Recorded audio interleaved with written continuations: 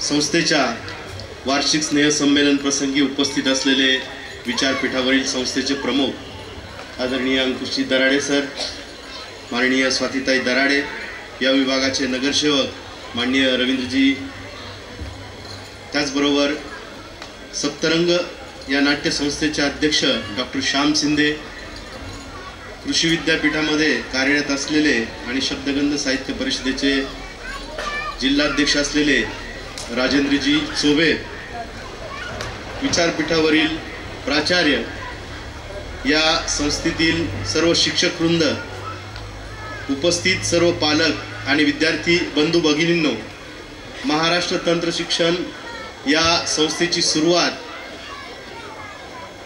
जवळपास 25 वर्षापूर्वी झालेली असेल आणि या संस्थेने विविध सामाजिक उपक्रम पहिल्यांदा जिल्हाभर राबवले।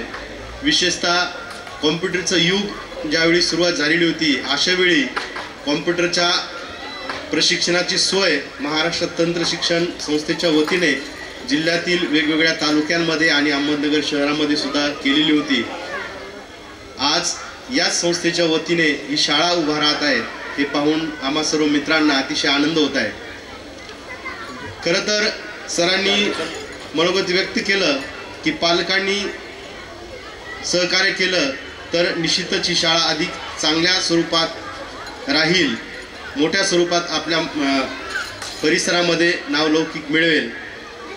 सरांची अपेक्षा निश्चितच पूर्ण होईल, कारण या ठिकाणी जे काही विद्यार्थ्यांसाठी प्रशिक्षण मिळत आहे, शिक्षण मिळत आहे, ते त्या दर्जाचं शिक्षण आहे आणि म्हणूनच 20-25 मुलांमध्ये सुरू झालेली शाळा आज 300-350 विद्यार्थी या ठिकाणी शिक्षण घेत आहेत। या सर्व विद्यार्थ्यांना मी या संमेलनाच्या निमित्ताने हार्दिक शुभेच्छा देतो।